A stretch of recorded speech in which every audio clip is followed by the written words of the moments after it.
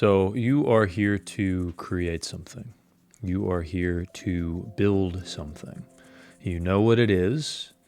You have at least a general sense of how it needs to take shape, and it has been pulling at you for quite some time. You may have made attempts at trying to get something off the ground, but for whatever reason, it is still just waiting for you to really take the reins and take it seriously. So I want to give you a sense of what the stakes are here. If this is something that is pulling at you from the depths of your being, there's a great quote from Maslow that I always come back to, where he says, "What a person can be, he must be." Of course, it's gender neutral at the heart of what that's getting at. There's also a quote here that I have from Jung that is front and center on my desk. It says, "The spirit of evil is negation of the life force by fear. Only boldness can deliver us from fear. And if the risk is not taken, the meaning of life is violated." If the risk is not taken, the meaning of life is violated. It's pretty powerful language. There's also a verse from the Gospel of Thomas, which I think speaks to this as well, that says, "If you bring forth what is within you, what you bring forth will save you. If you do not bring forth what is within you, what you do not bring forth will destroy you." So also some pretty strong language here.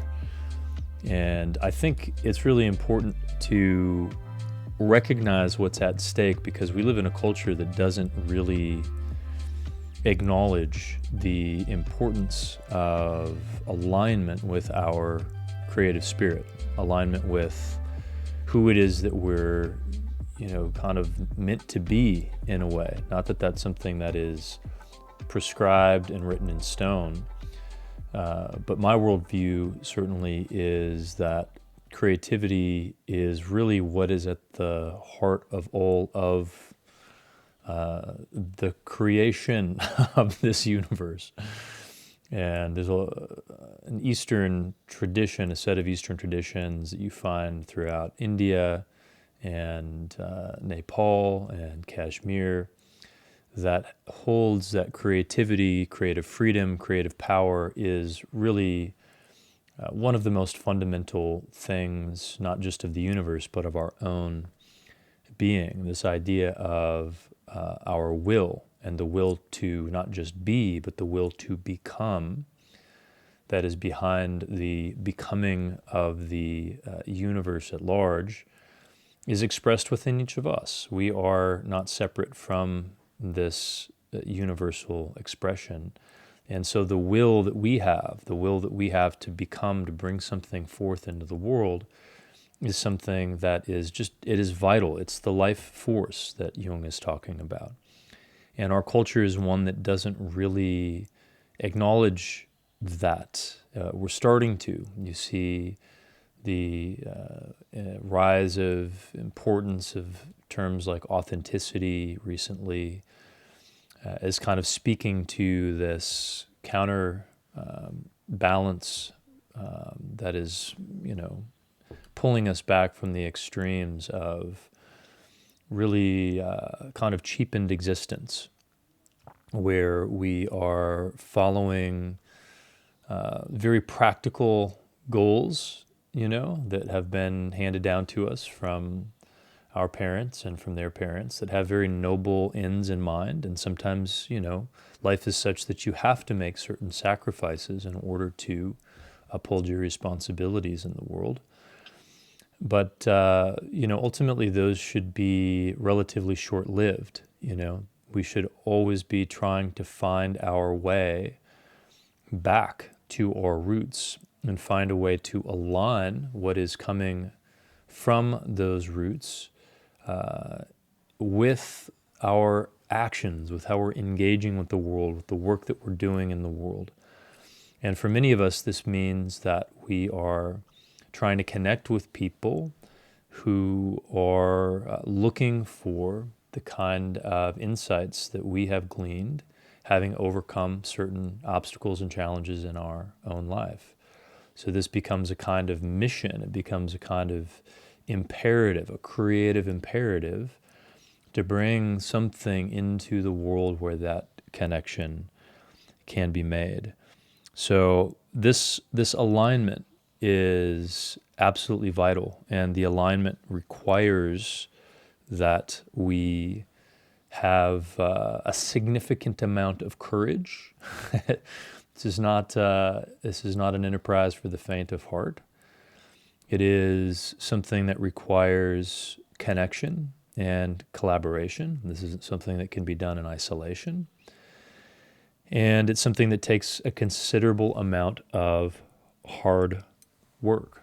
It is very difficult and time-consuming to do whatever the thing is that needs to be done. And there are all kinds of roadblocks and challenges, some of them external, many of them internal, that have to be faced and addressed and worked through in order to achieve what we're here to do. So that's really what I want to get into in this video, are some of these internal obstacles, right? Because it's universal that we face these kinds of challenges. But what I'm especially interested in is a particular set of challenges that oftentimes makes things even harder for some people. These are things like attention deficit disorder and trauma in particular. And I'm kind of reticent to even talk about trauma. It's definitely been a big part of my journey, is first recognizing that what I was dealing with was trauma. I was always kind of a trauma denier, and was a big believer that we tell the stories that we tell, the way that we frame our situation is what creates our reality about that situation. This is a very kind of cognitive behavioral therapy, stoicism, kind of Alfred Adler, was a prominent psychologist in the time of Jung and Freud. You know, it's this idea that it's our interpretation of things that matters. And obviously, there's a ton of truth to that. But what I came to realize was that this thing we call trauma doesn't really care what kind of story you tell about it.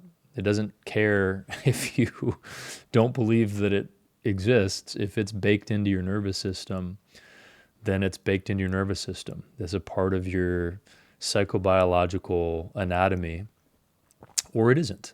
And of course, there's a whole category of folks for whom there isn't really a significant amount of this embodied, embedded psychobiological fact of trauma, who have a story that they lay over their situation. And there is a reality to the victim culture, and that needs to just be stated plainly. That's a fact as well. So, it's a complex issue, but it's also one that is challenging for me, and I'm still not 100% sure. I'm kind of experimenting in this video in real time with how I want to kind of situate myself in relationship to this, because my journey through trauma it's now about 7 or 8 years ago, where, this realization occurred, and then for a couple of years, that was really the main focus of my life. I mean, that was really, it was all about trauma work. It was all about understanding trauma, getting to the roots of it, understanding all of these challenges that I was dealing with through the lens of trauma. But now, so many years, past the real healing and the real reconnection and recovery that took place during that time, I'm realizing that is its own kind of niche space, working specifically with trauma, and that my interest really is kind of far downstream from trauma. It's really about, what I opened this video with. It's like, what are you here to do, and how can we get that going? Like, how can we get some traction, get some momentum, and get some connection between what you're inspired to do and, actually making that a reality. And that's not necessarily a trauma-specific conversation, So anyway, that's a very long-winded way of flagging trauma as something that can make things, and certainly for me made things, incredibly challenging. And ADHD is also something that, I don't necessarily want to pigeonhole myself as being the ADHD guy or the trauma guy, because I think that there are many people out there who have this knowing that they're here to do something, that there is this creative imperative that has made itself known, and they know that they've taken the call, and they know they're kind of putting their head in the sand, and don't necessarily have significant struggles with ADHD or trauma.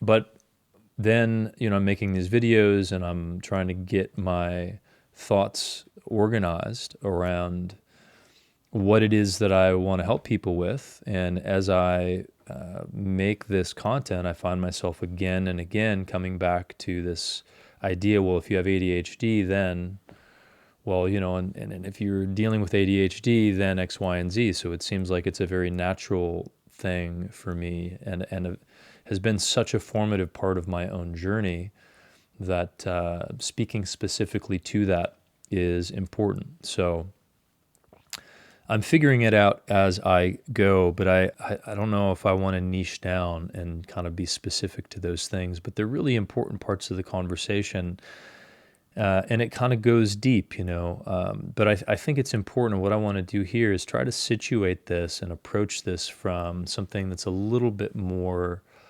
relatable to everybody. And I think, whether you have a history of trauma, whether you struggle with ADHD, I think that you'll be able to get more out of this conversation if we tee it up in this way. What I want to talk about that everybody has experience with is perfectionism.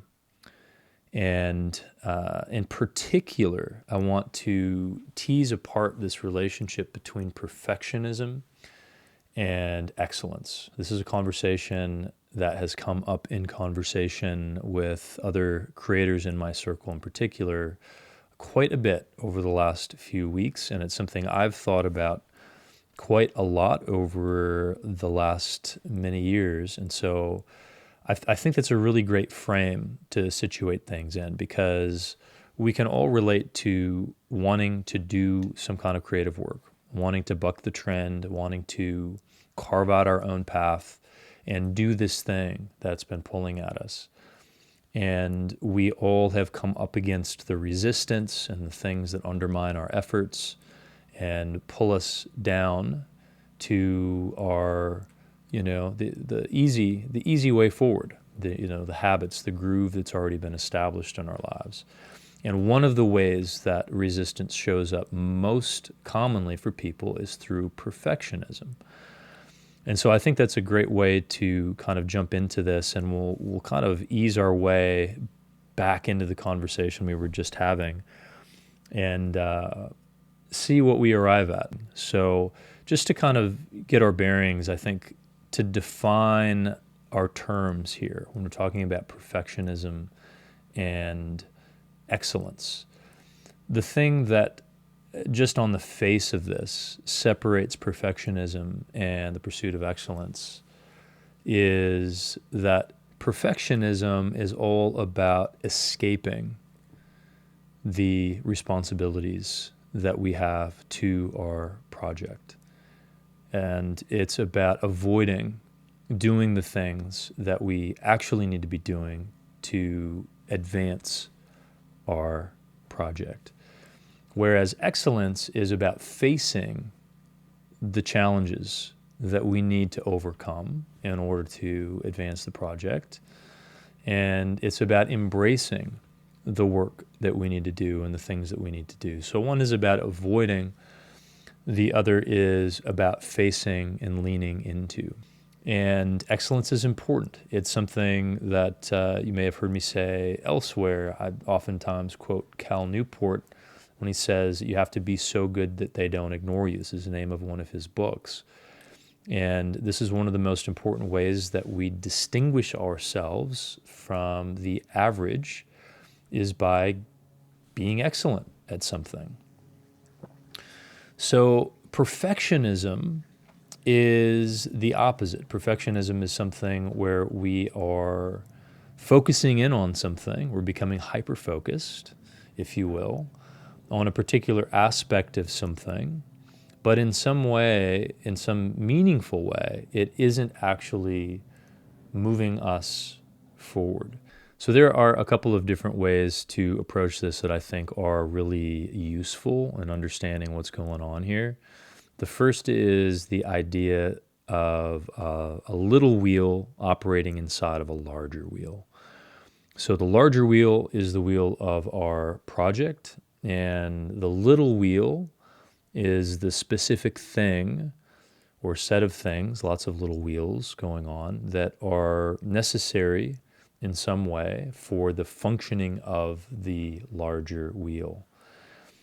And the difference between perfectionism and excellence is that with perfectionism, you lose sight of the larger wheel. There's a kind of a decoupling where you get involved in the little wheel and all of the minutia and all of how it works and what it's all about, but you lose sight of, you lose connection to what's necessary for the larger wheel to actually keep on rolling. Whereas with excellence, you don't lose sight of that, and you're willing to sacrifice and abandon the smaller wheels as soon as you see that there's some risk to the advancing of the larger wheel.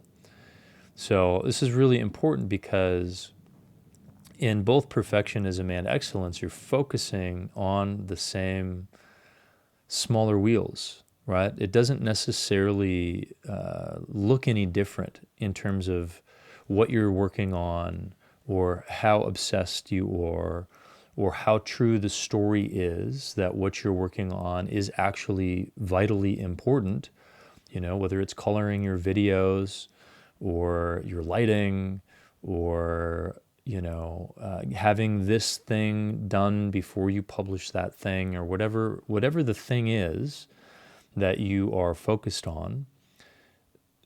From the inside of that experience, there is really no way to distinguish between perfectionism and excellence because you are in fact working on a smaller wheel that is necessary for the function of the larger wheel. But the difference is that with perfectionism, you use that as an excuse, saying, oh, well, this is necessary, therefore it has to be done first, or I have to keep on doing this thing. Whereas with excellence, you recognize that, yes, it's necessary eventually that I figure this out. But what is most critical right now is that the rotation of this larger wheel happens, which means that I need to ship this thing and I need to put this thing out there and I need to be willing to accept that this little wheel still needs some work as I go about rolling out the project and doing the things that need to be done to further the needs of the project. So the other way to think about this really gets us into the why behind perfectionism versus exceptionalism or excellence. And this is really getting us back into contact with where this video began. What is the why? What is the motivating force that brings us into an escape avoidance kind of set of behaviors versus one that brings us into engagement and taking responsibility and facing the things that need to be done.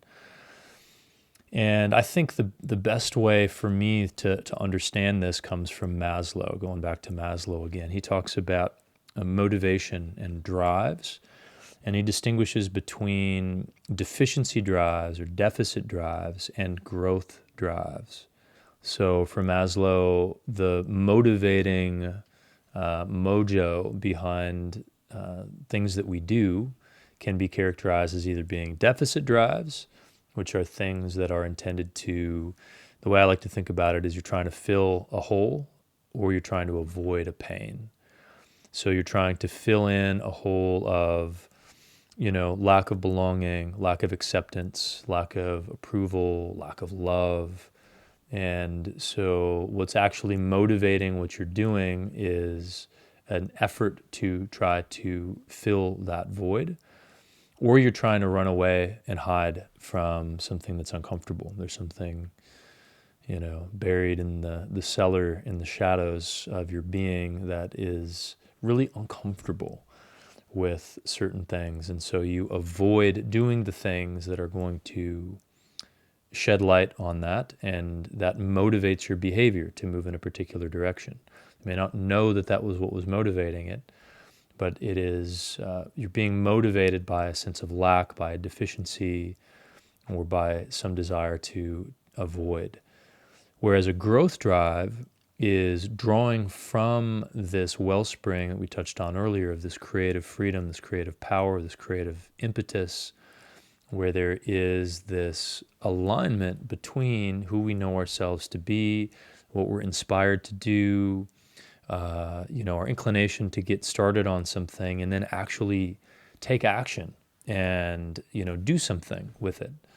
So that growth drive is very much in alignment with the intuition you get of any kind of growing thing in nature. There's an evolution, there's a curiosity, there's an exploration, there's an experimentation.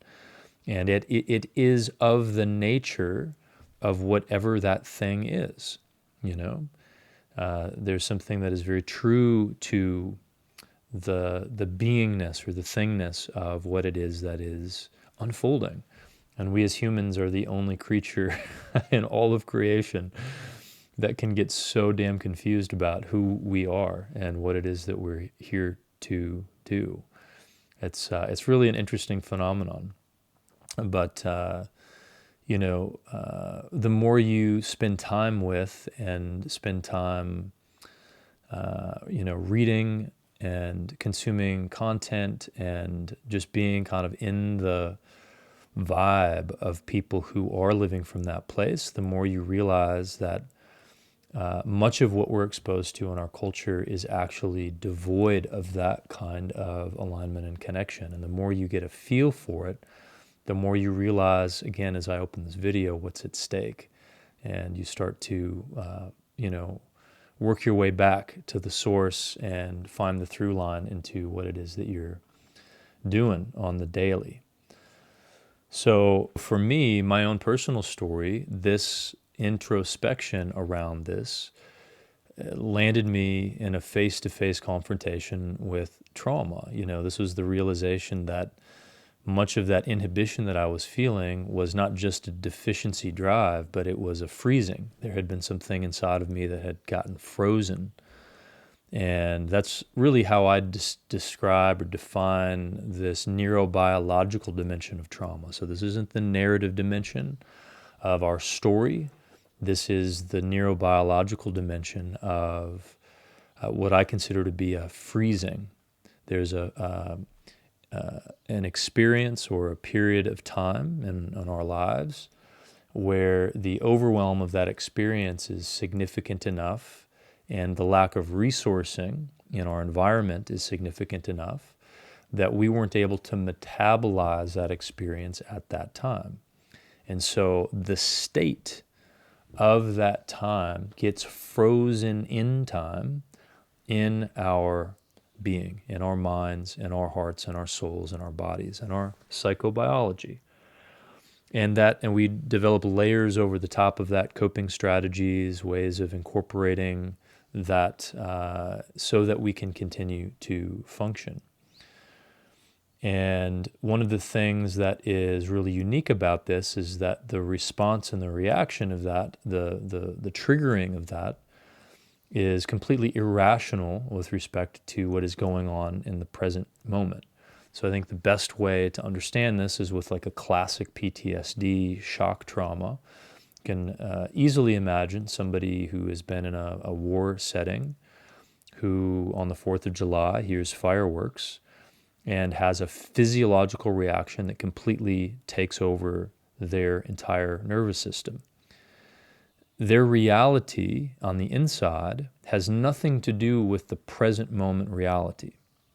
The present moment reality in some way matched to enough of a degree the place where they had become frozen in time, where that reactivity became activated, and that re-experiencing of that time was brought to the fore. Right? It's still there. It hasn't been digested, and so it's there, kind of lurking in the shadows, just waiting for something to trip the tripwire to activate it. And again, the key is that it's not rational. So with developmental trauma, with complex trauma, it's the same kind of thing, except the fear and the terror may have that kind of dimension to it, but it also has a dimension of relationality to it. So it's a fear and terror of abandonment oftentimes, a fear and terror around not being included, not being accepted. Remember that for human beings, as the social creatures that we are, to not be included in the tribe is paramount to death, right? It's a survival imperative that we be included. And so if there is a kind of an abandonment dimension, then, the fear and terror is relational. We are, again, in a very irrational way, on a deep level that we may not understand or even recognize, we are afraid of not belonging in a way that is beyond fear. It is a kind of terror on a primal level. The other thing that makes relational and developmental trauma different is that there is, I believe, always a shame component baked into that. And there's a bunch of reasons for this that are really interesting and we don't need to get into. But there's this state of feeling like, of knowing that something is wrong with me. Right? What's happening right now isn't because of the external situation, it's because something's wrong with me. There's something wrong with me. And then when you have all of the sequelae or the downstream effects of the trauma that interrupt your ability to function normally, that just perpetuates the shame. And again, the thing that's unique about this is that it isn't an emotion of shame. An emotion of shame is a wave. It flows. You feel the shame, and then you don't feel the shame. And shame can be a very adaptive thing. I mean, it is something I think that can be it's very useful. It's very important in our development as an emotion that flows and moves into a place where we then have attachment figures who are there for us to support us through and help us metabolize the experience, where we know that we're safe, we know that we're supported, and to carry us through that experience of shame. So when we don't have that, the shame becomes frozen, right? So we have this really deep part of our psyche that is terrified of not belonging. We have this deep part of our psyche that is steeped in this kind of frozen posture of shame. And in the creative integrity model, which I talk about, I've talked about in other videos, and we talk about the axis of authority, and the role that we need to take, the leadership role that we need to take in our lives and with our projects, requires that we have confidence, that we can stand up with authority and take responsibility, take charge, speak to the things that need to be spoken to, speak on behalf of our projects, speak on behalf of ourselves, to be able to stand up and step out with confidence.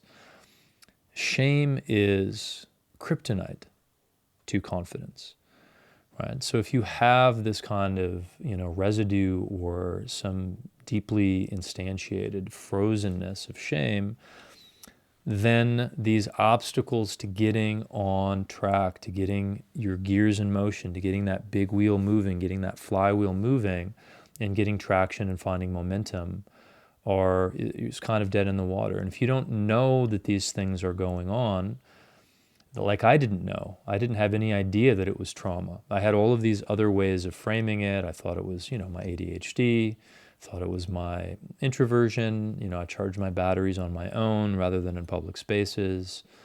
All of these ways of understanding what was going on. But it wasn't until I was able to really identify that, that trauma complex, that shame complex, and then go into a special kind of set of containers that were specific to that I was able to really get to the heart of that. And ADHD, is in my mind, oftentimes, and this is also controversial, people who take a very genetic approach to ADHD, which I don't see anything wrong with that. There definitely is a genetic component to it. But I believe that much of what we call ADHD is actually symptoms of unresolved trauma. And because we don't define trauma with the kind of nuance that it deserves, right? Oftentimes, trauma isn't as much about the things that happen to us. It's more about the things that don't happen, meaning the lack of the resourcing, the lack of the environmental resourcing, parental resourcing, attachment figure resourcing that allows us to pull through those periods, those experiences that are overwhelming, and latch onto them as a resource to metabolize it. We can have the same level of intensity of overwhelm as another person, and if that person is well resourced, they don't have the long-term effects of the trauma. Right? So not knowing this, we get confused about comparing our stories with each other, and we think, oh, that doesn't really constitute real trauma. And this does constitute real trauma, not realizing that it's not really about the things that happen to us. So I think if we were to expand our horizons when it came to understanding what trauma is, and we looked at the histories of people who really struggle with the debilitating kinds of ADHD, where it's really undermining their ability to succeed in life, we would find a lot of common ground, right? So, and again, the through line here is about perfectionism, right? So why is it that we feel like something has to be perfect before we can ship it? What's the difference between somebody who knows that this littler wheel is not perfect and is still willing to push it out into the world? Not just willing to, but eager to. It's like, yeah, this sucks. Oh my God, I'm embarrassed about this part of it. I look like a fool, or my voice sounds like this, or whatever. But here we go. Let's go for it. There's a net positivity. There's a net growth motivation on the scale. And they're willing to take the actions necessary to keep that big wheel moving.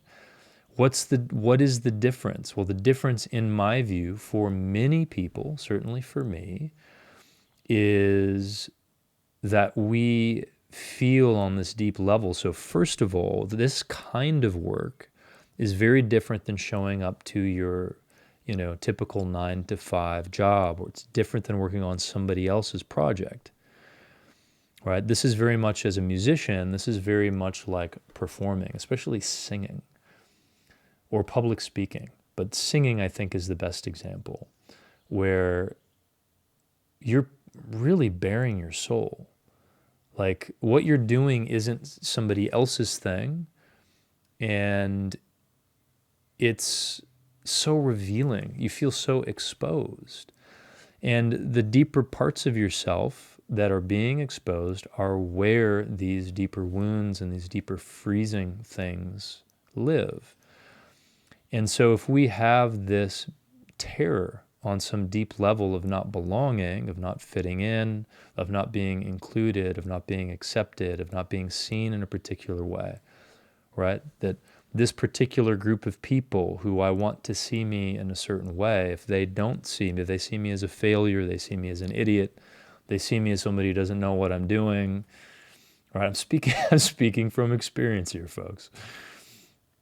When that fear, and again, this isn't the emotion of fear, this is a frozen state of fear that is irrationally reactive to a triggering that in your head you know isn't reasonable, but in your being you're motivated by this deficiency drive to avoid stepping up and standing out.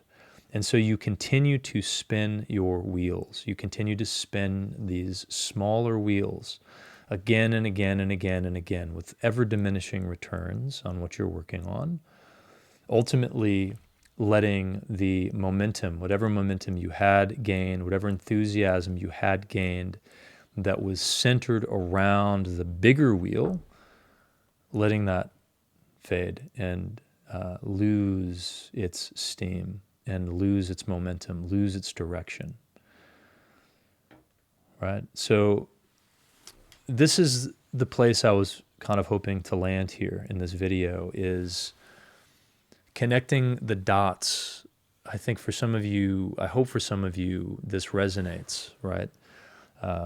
Because the why behind the procrastination, I think, is really important. You know, I think the conversation around the resistance is a really important one.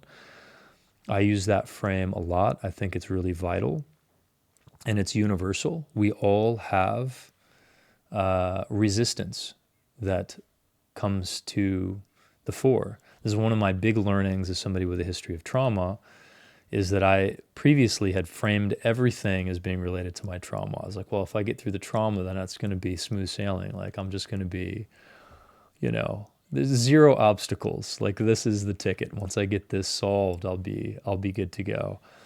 Only to find that there are some long-term effects of having lived decades with that kind of embodied trauma, that even once you resolve the thing that was getting triggered, more or less, that, having been in a body that for, 30 years or so was living with this, it has some long-term effects.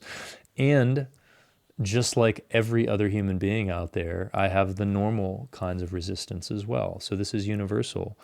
But it can be very confusing if you don't know that this is a possibility, that what you're calling your ADHD, what you're calling the resistance, may have a much deeper underbelly. Because everybody is going to tell you, oh yeah, the fear. I experience fear. I've fear of putting myself out there, fear of other people's opinions, FOPO. Everybody experiences that. All you need to do is this,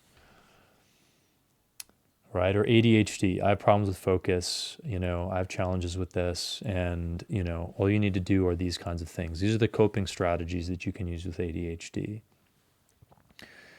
But if the why, if the deficiency drive that is motivating you has these deeper ramifications, or these deeper causative factors whose ramifications are something that shows up as the resistance, ADHD, then it might be worth exploring. And to that end, to pull this in to a close here, I think, the way I like to think about the work with the capital W is that there are two kinds of work. And this is really ultimately about self-work, working on ourselves. The first is the kind that I have in the last, 3 or 4 years really taken on fully in earnest. And this is the kind that is more the kind of the established wisdom type of work, which is that you face your fears, overcome the obstacles internally by leaning into the fear, by taking action in the direction of your fear. Let fear be your compass. I call these doing-based approaches, right? And this is what I'm hanging my hat on now for me, right, in my life. And this is what I advocate for If there is a significant amount of this freezing stuff going on, the other approach to doing the work is what I like to think about as being-based approaches.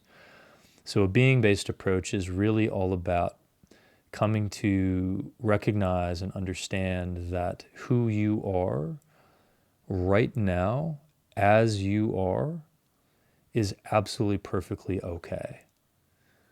Like, you don't need to do anything. You don't need to succeed at this project. You don't need to accomplish anything, right? This taking action, if you don't take the risk, the meaning of life is violated. That's a doing-based framing, right? If you don't do the thing, if you don't face the fear and take action, then I'm sorry, you're not going to find this self-actualization, coming back to Maslow again.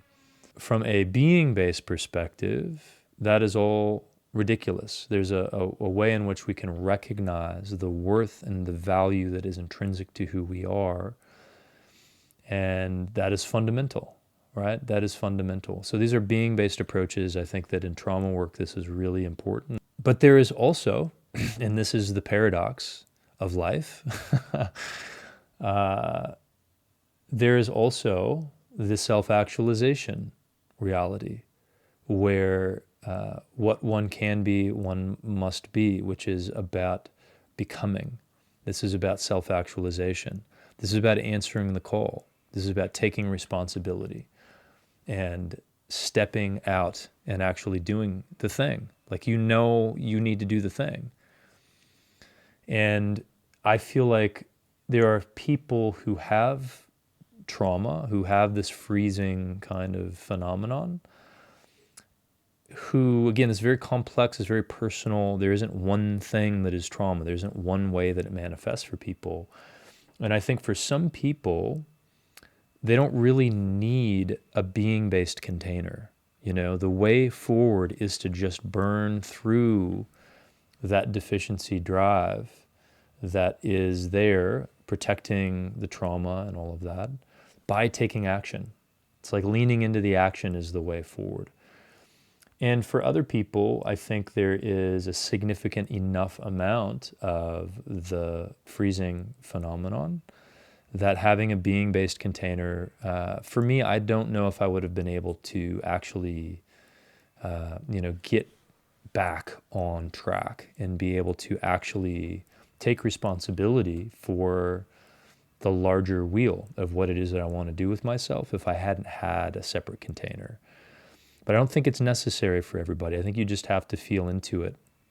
But just know, it's really kind of the whole point of this whole video, is to contextualize what are oftentimes separate conversations around ADHD, trauma, perfectionism, and so forth into the same kind of conversation, and help you see maybe that there is some nuance there. So yes, we have to recognize that we are full and whole and complete as we are.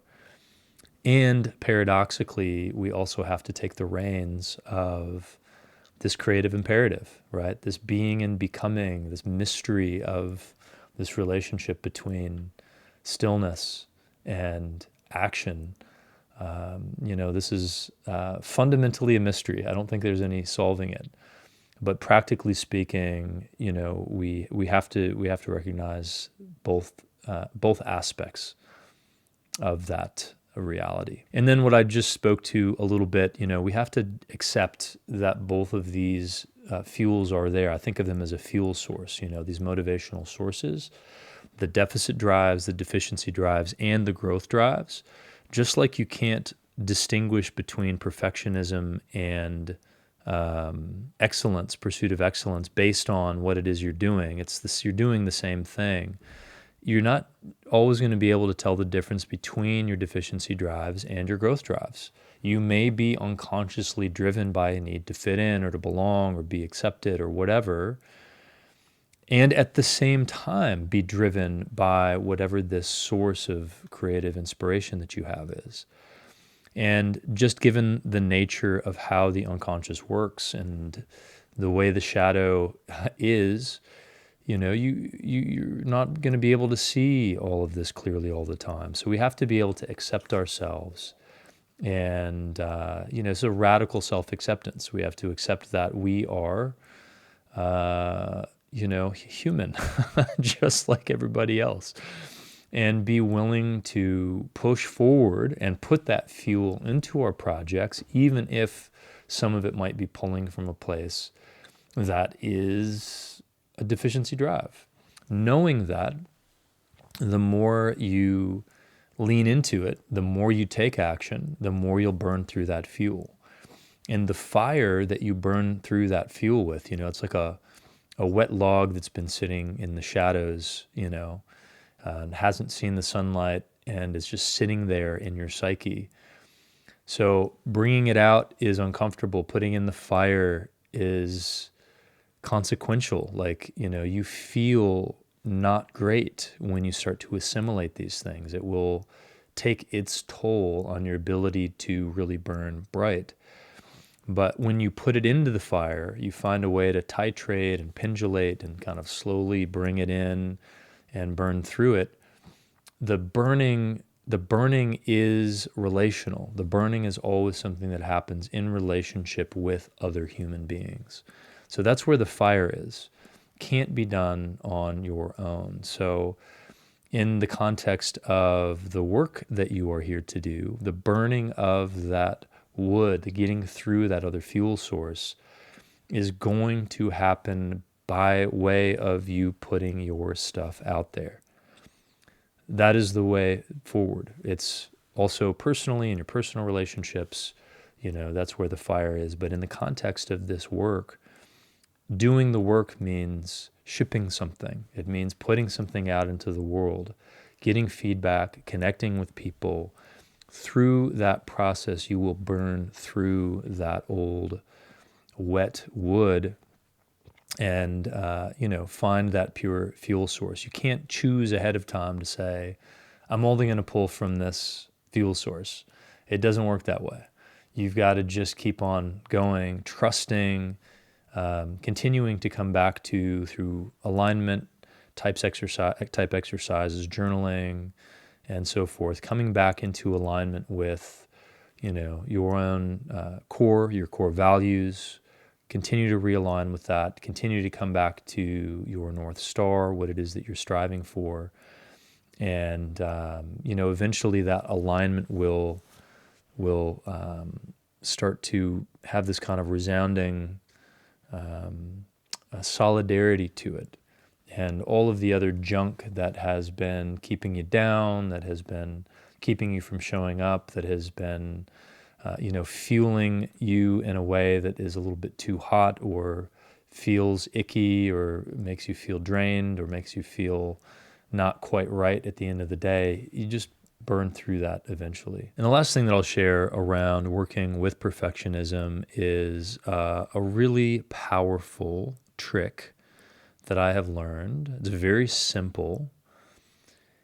It requires a kind of commitment to really feel into it, but it's a simple perspective taking. It's a kind of a mindfulness practice where you stay mindful as you are consuming other people's content or listening, if you're a musician, for example, listening to other people play music. And pay attention, this is the mindful part, of when they make mistakes or have some show of imperfection of the type that you're concerned about. So for me, with music, it was always about dropping lyrics, right? My freeze response would completely freeze my brain, and I could barely remember my own name, let alone the lyrics to even my own songs that I had written, let alone the person who wrote the song or the name of the song. Like, my brain would just go completely numb. And so I had this very realistic, very understandable fear of forgetting my lyrics, which just perpetuated my performance anxiety. So part of my way getting through that was going to these open mics or just going to other shows, talking to other musicians, and observing that they also make mistakes losing lyrics, and B, most importantly, observing what happens inside of myself when I see them making those mistakes, and realizing like it just really doesn't, I really don't care. It doesn't change whatsoever my overall experience of the music, and it doesn't change my overall opinion of them as a person, right? If anything, especially if I knew that they had a fear of forgetting their lyrics and they got up there and played anyway, it would make me feel a more, sense of inspiration about them and what they're doing.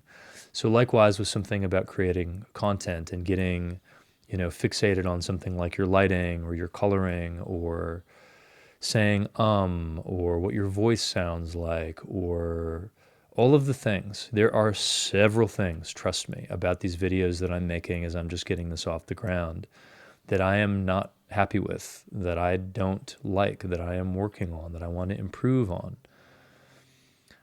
But when I see another creator who I respect, who I really admire in terms of the work that they do, when I come across something in their production or in their editing where they made a mistake, or they got the cut wrong and there was a glitch, or there's an echo in their audio, or their audio quality is shit, or their lighting is, or the coloring is offensive or, jarring, like,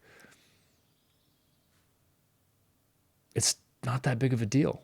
Like, it really doesn't change how I feel about what I'm getting from their content, and it doesn't change how I feel about them as a person or as a creator. So this is really, really powerful. It's a lever where if you can get that lever, kind of get it some purchase in the ground underneath your experience of other creators that you respect, if you can get it under there and you can start pulling on it, you can extrapolate from there into your own work, into your own pursuits, into what you're putting out there, and you can kind of situate yourself as a normal person. You're just a normal person, just like these other creators, just a normal person doing your best. And you're going to make mistakes, but guess what? You're doing it. You're actually doing the thing. You're actually putting something out there, and that's ultimately what's most important, because that is going to be the thing that connects you to the people that you are here to connect with. And that is really the ethos behind this whole project, create or perish, right? It's this imperative, right? You got to do this thing, whatever this thing is. You've got to take it seriously. You just got to imagine your life looking back in the rearview mirror, having done the thing versus not having done the thing.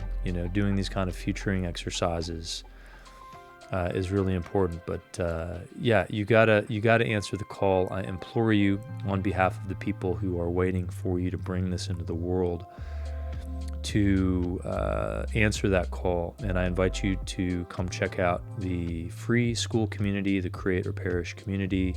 It's also just getting off the ground. I've got some free resources there outlining the creative integrity model, outlining the creative integrity system. So please do come say hello, and I will look forward to seeing you there.